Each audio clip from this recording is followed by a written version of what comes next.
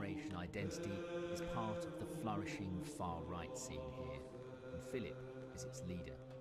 And it seems he found a kindred spirit in Jim Dowson and his ally, the former BNP leader Nick Griffin, when they've been here. He says Jim Dowson helped boost his group's social media presence, gaining it thousands of Facebook followers. So what else did he offer? Their support. Their support for the movement, goodwill, and motivation. And of course advice. Every advice from them is really, really, really important to us.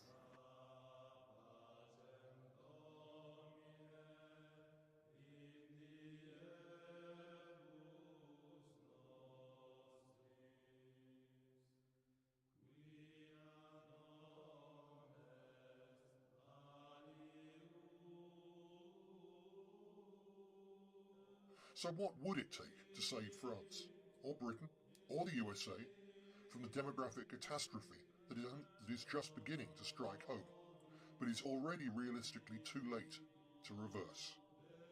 Here are 10 key requirements. The expulsion of all African and Sunni Muslim immigrants and their descendants. Massive and immediate extra help for young indigenous families to have more children, with the aim of having 6 children each, at least. All paid for by heavy extra taxes on all those who do not have children. The immediate outlawing of homosexuality, abortion and contraception. Confiscation of the assets of all citizens who leave or whose children leave the country. Raising of the pension age to 70 to provide the extra workers needed in the short term to replace those expelled. Longer-term measures to ensure that robotisation benefits the nation instead of big business.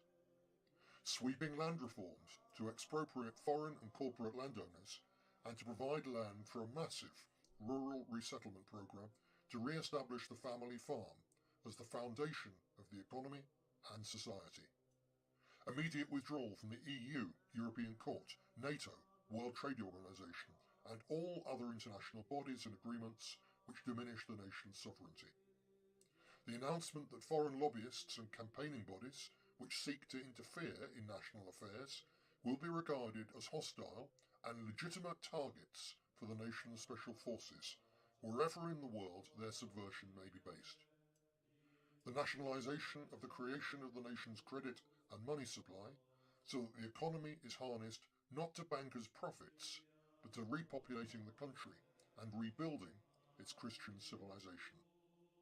Finally, martial law and severe repressive measures against those opposing such policies. Clearly, such a programme would be totally unsaleable in any democratic election, and the state power and immoral actions needed to turn it into reality would be utterly grotesque. So I am not advocating such policies.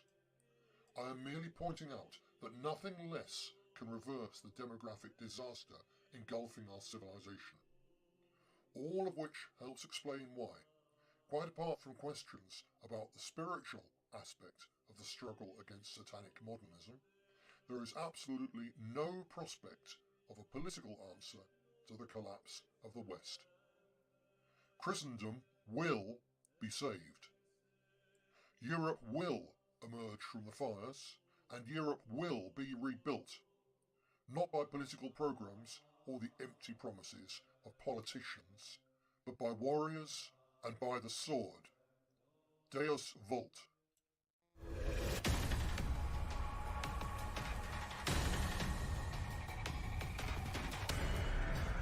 We're the ones who want to live and work near people who share our values, who will enjoy a Christmas party or a glass of beer with us.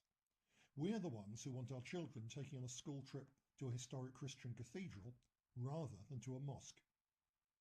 We're the ones who want to employ or deal with someone whose face we can see, rather than some disembodied voice behind a veil. Whose face we can see, rather than some disembodied voice behind a veil. Yes, we're the ones to blame for the alienation that leads to suicide bombers detonating themselves inside concerts full of children. We're all guilty. Deus vult,